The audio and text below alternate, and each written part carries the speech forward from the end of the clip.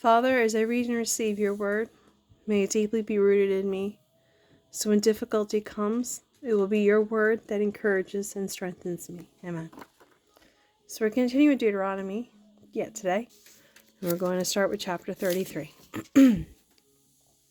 Moses blesses the people. This is the blessing that Moses, the man of God, gave to the people of Israel before his death. The Lord came from Mount Sinai and dawned upon us from Mount Seir. He shone forth from Mount Paran and came from Meribah Kadesh with flaming fire at his right hand. Indeed, you love the people.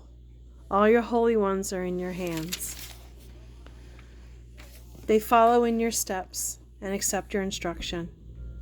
Moses charged us with the law, the special possession of the assembly of Israel. The Lord became king in Israel.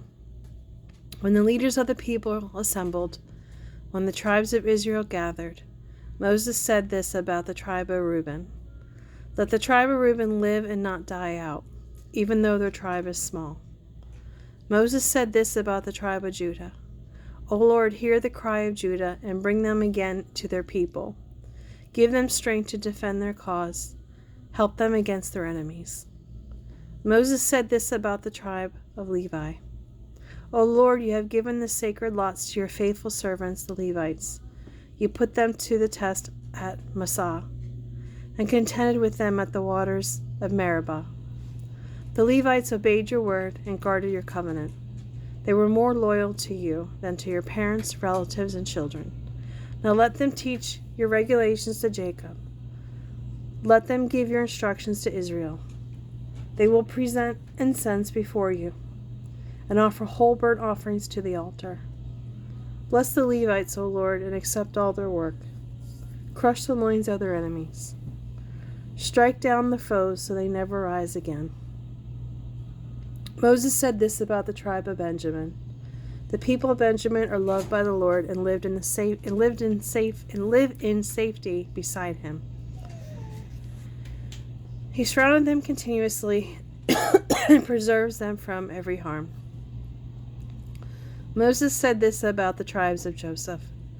May their land be blessed by the Lord with a choice gift of rain from the heavens, and water from beneath the earth, and the riches that grow in the sun, and the bounty produced in each month, and the finest crops of the ancient mountains,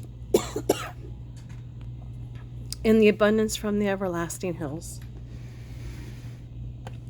with the best gifts of the earth and its fullness, and the favor of the one who appeared in the burning bush. May these blessings rest on Joseph's head, crowning the brow of the prince among his brothers. Joseph has the strength and majesty of a young bull. His power is like the horns of a wild ox. He will gore distant nations, driving them to the ends of the earth. This is my blessing for the multitudes of Ephraim and the thousands of Manasseh. Moses said this about the tribes of Zebulun and Issachar. May the people of Zebulun prosper in their expeditions abroad. May the people of Issachar prosper at home in their tents. They summoned for the people to the mountain to offer proper sacrifices there. They benefit from the riches of the sea and the hidden treasures of the sand. Moses said this about the tribe of Gad. Blessed is the one who enlarges Gad's territory. Gad is poised like a lion, to tear off an arm or a head. The people of Gad took the best land for themselves. A leader's share was assigned to them. When the leaders of the people were assembled, they carried out the Lord's justice and obeyed his regulations for Israel. Moses said this about the tribe of Dan. Dan is a lion's cub, leaping out from Bashan. Moses said this about the tribe of Naphtali. O Naphtali, you are rich in favor and full of the Lord's blessings. May you possess the west and the south. Moses said this about the tribe of Asher. May Asher be blessed above other sons. May he be esteemed by his brothers. May he bathe his feet in olive oil. May the bolts of your gates be of iron and bronze. May your strength match the length of your days. There is no one like the God of Israel. He rides across the heavens to help you, across the skies in majestic splendor. The eternal God is your refuge, and his everlasting arms are under you. He thrusts out the enemy before you. It is he who cries, destroy them. So if Israel will live in safety, prosperous Jacob in security, in a land of grain and wine. While the heavens drop down dew, how blessed you are, O Israel! Who else is like you, a people saved by the Lord? He is your protecting shield and your triumphant sword. Your enemies will bow low before you, and you will trample on their backs. Chapter 34, the death of Moses. Then Moses went to Mount Nebo from the plains of Moab, and climbed Pisgah Peak, which is across from Jericho. And the Lord showed him the whole land, from Gilead as far as Dan, all the land of Naphtali, the land of Ephraim and Manasseh, all the land of Judah, extending to the Mediterranean Sea, the Negev and the Jordan Valley, and Jericho, the city of palms, as far as Zor.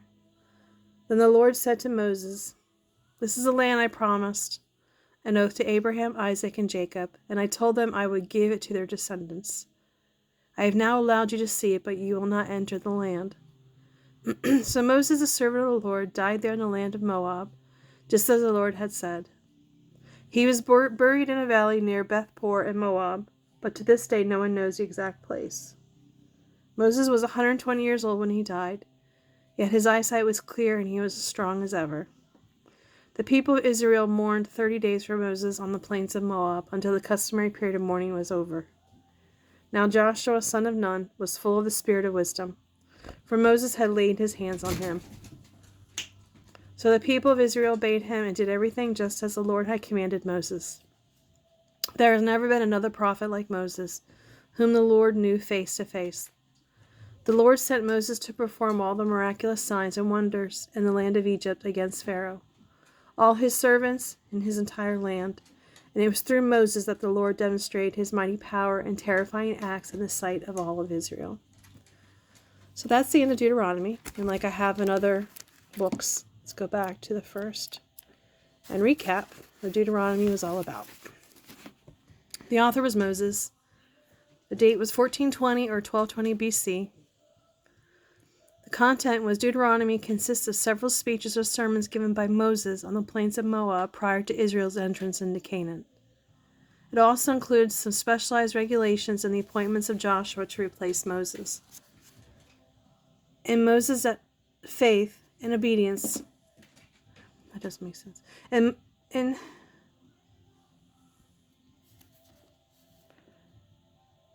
In Moses' addresses, he summarized the events of the nation's journey, encouraged them to the faith and obedience, called them to renew their commitment to the task God had given them, and then led them in worship and song. After the appointment of Joshua, Moses left the people, and after viewing the Holy Land from afar, he died. With Moses' death, the destiny of Israel moved into the hands of the next generation. The theme is the faithfulness and power of God are stressed through Deuteronomy. A look at Israel's past shows that God led his people through their darkest days and gave them hope for the future. What God did in the past, he could do again. But the people needed to keep trusting God and following the instructions. God's richest blessings are given only to those who have a genuine relationship with him. Okay. Well, thank you for joining me. We will start the book of Joshua tomorrow. Thank you.